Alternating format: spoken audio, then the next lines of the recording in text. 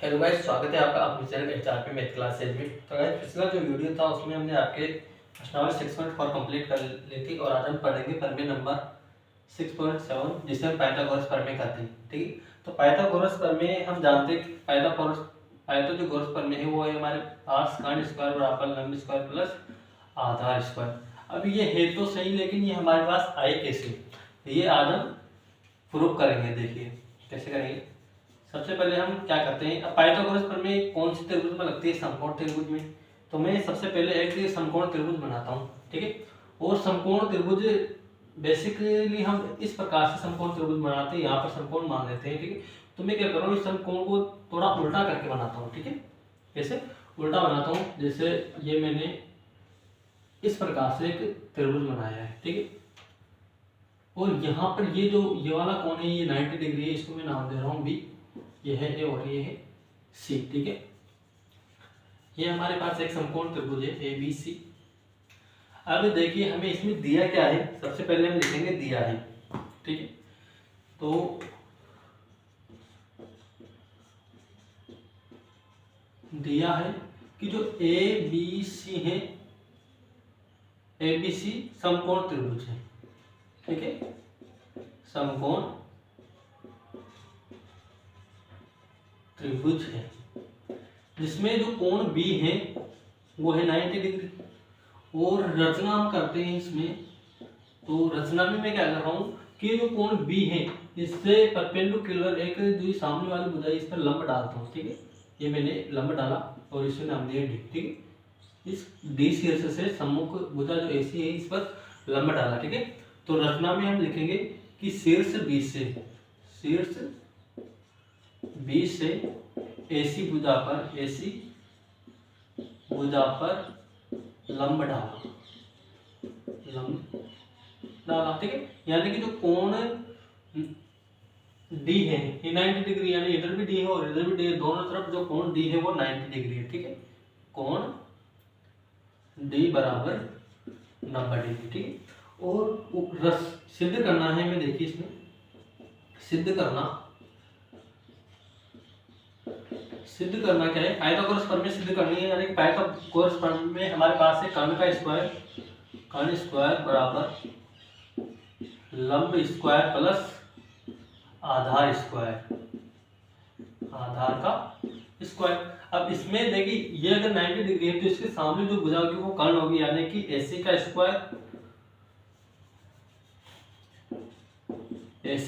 बराबर ए बी का square plus BC का स्क्वायर, ए बी का स्क्वायर प्लस बीसी का स्क्वायर। ये हमें इसमें सिद्ध करना है। ठीक है, अब ये सिद्ध करने के लिए हमें क्या करना है कि देखिए इसमें दो त्रिभुज बन रहे हैं, एक तो ये वाला एक ये वाला।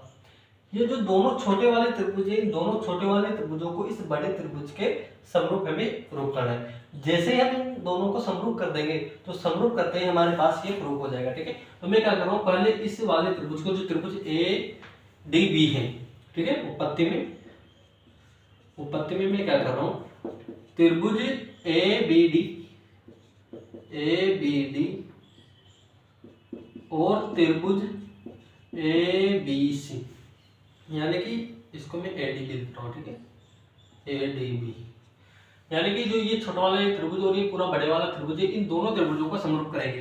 तो देखिए क्या करते हैं हम, इसमें जो ए डी बी है उसमें कोण डी 90 डिग्री है। ठीक है, कोण डी बराबर, और जो ए बी सी है इसमें कोण बी 90 डिग्री, कोण बी काट क्या लिखेंगे 90 डिग्री, या फिर इन दोनों को मैं समीकरण नंबर 1 नाम दे देता हूँ, या तो 90 डिग्री या फिर समीकरण नंबर फर्स्ट से। ठीक है, एंड एक क्या देखिए, कोण जो ए वाला कोण है ये बड़े वाले त्रिभुज में भी आ रहा है, छोटे वाले त्रिभुज में भी आ रहा है, तो कोण ए इक्वल है कोण ए के।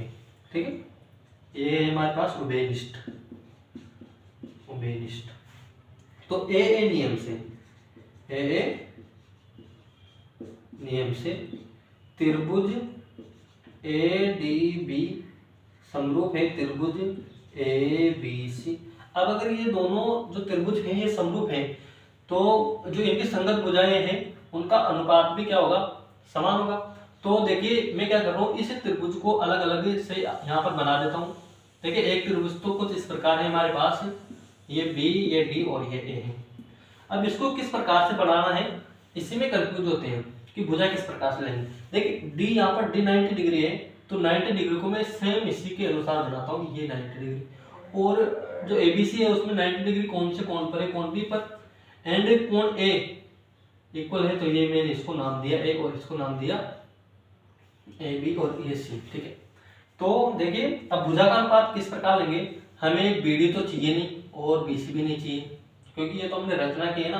तो इधर से मैं जैसे ले रहा हूं एडी या एबी ले रहा हूं, एबी, अगर इधर से एबी लूंगा तो इधर से क्या लूंगा, एसी इक्वल, इधर से अगर एडी लूंगा तो इधर से एबी लूंगा, एडी अपॉन में एबी।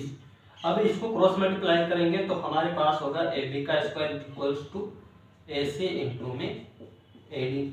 इसको दिया समीकरण नंबर 2। ठीक है, अब यहाँ से इसको हटाता हूँ। अब ये एक त्रिभुज को तो हमने क्या कर दिया, समरूप कर दिया। अब जो दूसरे वाला जो त्रिभुज है, त्रिभुज ये वाला, ठीक है, त्रिभुज बी डी सी, त्रिभुज बी डी सी और त्रिभुज एबीसी, एबीसी।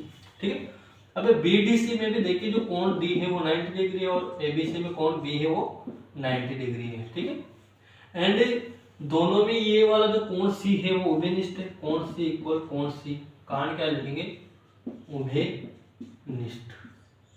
ठीक है, यानी कि ए नियम से, ए नियम से जो त्रिभुज बी डी सी है वो समरूप है त्रिभुज ए बी सी के। अब अगर ये वाला जो त्रिभुज है और ये बड़े वाला जो त्रिभुज है, अगर दोनों समरूप हैं तो समरूप होने पर इनके संगत भुजाओं का अनुपात इक्वल होगा। अब देखिए इसको भी मैं क्या कर रहा हूँ, अलग से आपको बना के दिखा देता हूँ। तो ये यहाँ पर सी, ये यहाँ पर डी और यहाँ पर B, B D C. And अब देखिए ये जो एबीसी बना रहा हूँ इसमें भी क्या होगा, जो 90 डिग्री वाला कोण होगा वो बी यहाँ पर मैं नाम दे रहा हूँ, सी यहाँ पर है तो मैं सी यहाँ देता हूँ और ये यहाँ पर ए नाम दे देता हूँ। ठीक है, तो इसमें भी क्या करना है, मैं बीडी नहीं लेनी, क्यों, क्योंकि ये तो हमारे इसमें आई नहीं रही और ये हमने रचना की है। तो इधर से मैं एसी सॉरी बीसी और एसी का अनुपात, अगर इधर से बीसी लेता हूँ तो इधर से एसी का अनुपात इक्वल होगा किसके, डीसी अपॉन बीसी के अनुपात के, डीसी अपॉन बीसी के अनुपात के। दोनों को क्रॉस मल्टीप्लाई करते हैं तो हमारे पास आएगा बीसी का square equals to AC into में डीसी, समीकरण नंबर 2। हमें क्या, सॉरी समीकरण नंबर 3। ठीक है, हमें क्या कर रहा हूँ, जो समीकरण नंबर 2 और 3 है इन दोनों को ऐड कर देता हूँ। ठीक है, समीकरण नंबर 2 प्लस 3 करते हैं। अब अगर 2 प्लस 3 करते हैं तो देखिए क्या होगा, A B square plus B C square, A B square plus B C square equal क्या होगा, A C into B D, A C into में B D plus A C into में D C, A C into में D C. ठीक है, अब देखिए guys ये दोनों तो मैं ऐसा का ऐसे लिख रहा हूँ, ए बी का स्क्वायर प्लस बी सी का स्क्वायर, एंड इसमें से और इसमें से देखिए ए सी कॉमन आ रहा है तो ये मैंने ए सी कॉमन ले लिया और यहाँ पर बचा बी डी और यहाँ पर प्लस डी सी, यहाँ पर तो बचा B D plus D C. ठीक है, अब देखिए जो बी डी, सर ये सही हमने गलती कर दी है थोड़ी, बी डी नहीं यहाँ पर ए डी है। ठीक है, ए डी है यहाँ पर ए डी है, एंड ये तो हमारे पास आ गया ए डी, एंड दूसरे वाले में क्या है हमारे पास, डीसी, डीसी सही है। ठीक है, यहाँ पर एडी, तो देखिए यहाँ पर एसी और एसी हमने कॉमन ले लिया तो यहाँ पर बचेगा हमारे पास एडी और डीसी, एडी।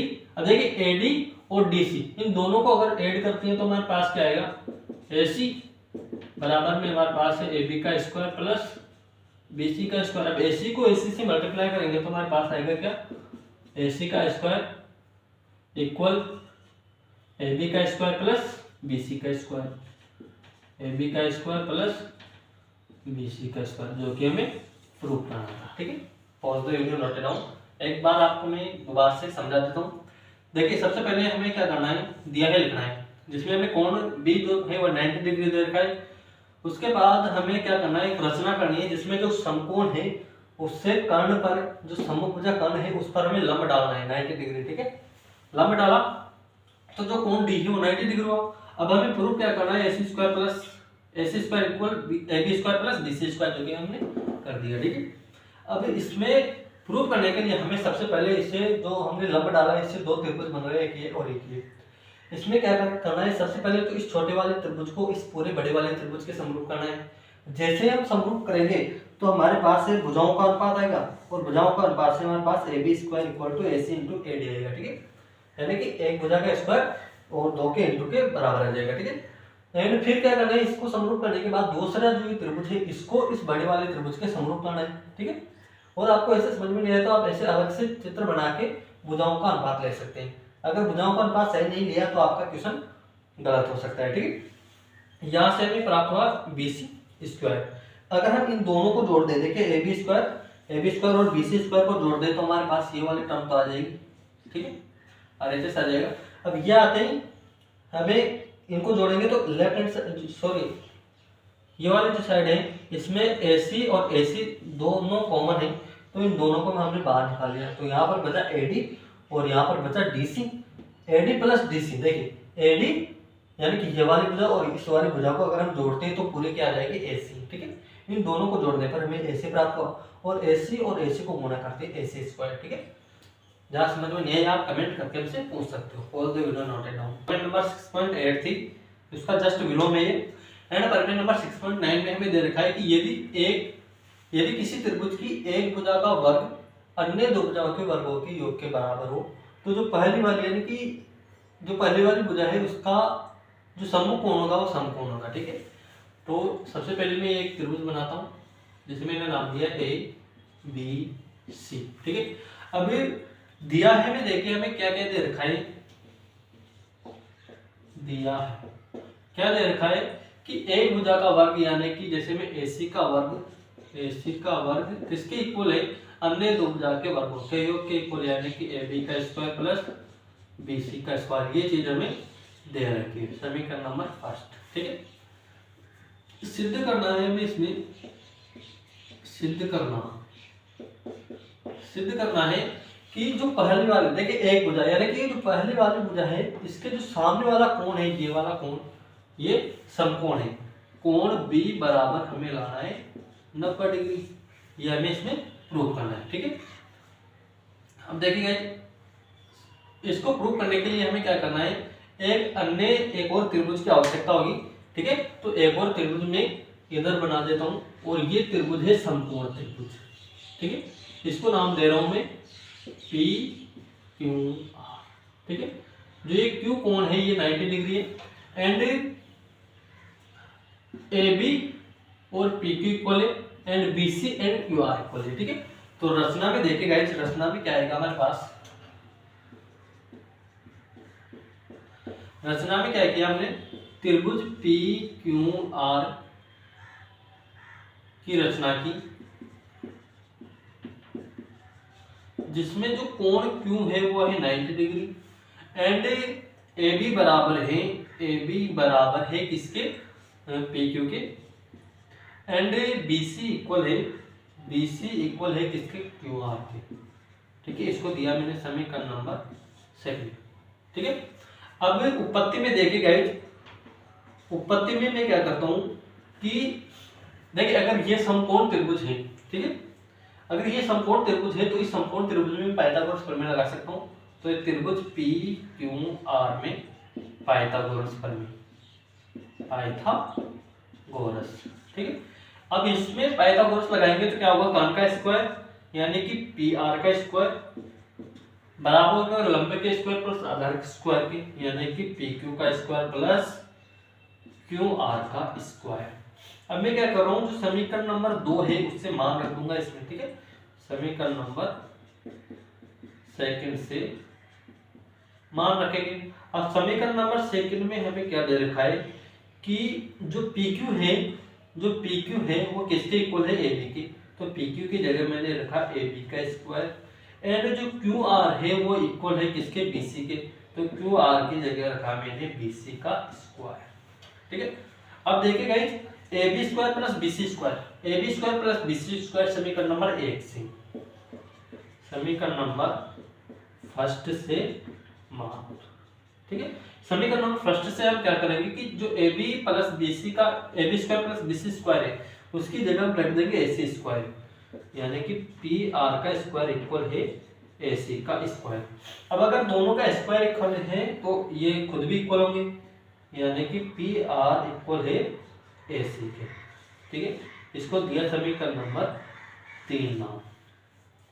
अब देखिए समीकरण नंबर 2 और 3 से, समीकरण नंबर 2 में हमने क्या किया कि ए बी को इक्वल कर दिया पी क्यू की रचना से, बी सी को इक्वल कर दिया क्यू आर की, और जो अन्य जो तीसरी भुजा थी जो ए सी उसको भी इक्वल कर दिया हमने पी आर की। ठीक है, तो समीकरण नंबर 1 और 2 से, समीकरण नंबर समीकरण नंबर 2 और 3 से, समीकरण नंबर 2 और 3 से, समीकरण नंबर 2 और 3 से हम क्या कर सकते हैं कि जो त्रिभुज ए बी सी है, त्रिभुज ए बी सी है,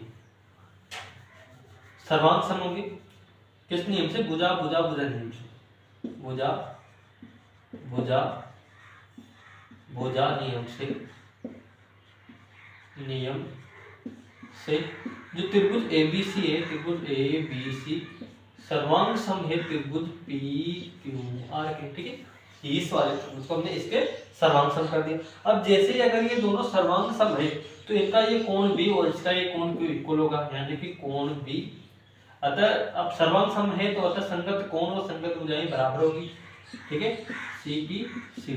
ठीक है, यानी कि जो कोण बी है वो इक्वल होगा कोण क्यू के, और जो कोण क्यू है वो इक्वल है किसके, देखिए कोण क्यू है कोण 90 डिग्री के। तो समीकरण नंबर 2 से, समीकरण नंबर 2 से जो कोण क्यू है उसकी जगह हम रखेंगे 90 डिग्री, जो कि हमें प्रूव करना था। ठीक है, बहुत इजी था और अधिकतर पूछ भी लिया जाता है एग्जाम्स में। ठीक है, तो pause the video, note it down, और जहां समझ में नहीं आया आप कमेंट करके मुझसे पूछ सकते हो। ठीक है, कुछ नहीं किया इसमें, देखिए क्या किया, रचना की हमने समकोण त्रिभुज की। ठीक है, और उसके बारे में लिख लिया हमने किस प्रकार रचना की कि ये जो त्रिभुज हमें इधर लिखा है इसकी दो भुजाओं को हमने इक्वल ले लिया और समकोण बना दिया। ठीक है, समकोण है। अब हमने क्या किया, जो ये समकोण त्रिभुज बनाए इसमें हमने पाइथागोरस प्रमेय लगाई। पाइथागोरस प्रमेय से हमने क्या किया, पी क्यू और क्यू आर की जगह हमने यहाँ से मान रख दिया जो कि हमने लिए थे इक्वल। जैसे ही ए बी का स्क्वायर प्लस बी सी का square, A B square plus B C का स्क्वायर, इन दोनों साइड अगर इक्वल है तो ये और ये भी इक्वल होगा, यानी कि पी आर स्क्वायर इक्वल है ए सी के स्क्वायर के। अब स्क्वायर इक्वल है तो ये स्वयं भी इक्वल होंगे। ठीक है, इक्वल होते ही हमने क्या किया, ये दोनों त्रिभुज सर्वांग सम हो गए, और सर्वांग सम है तो इनके संगत कोण और संगत भुजाएं इक्वल होंगी, यानी कि संगत कोण कोण बी और कोण क्यू दोनों इक्वल होंगे 90 डिग्री। ठीक है, pause the video, note it down.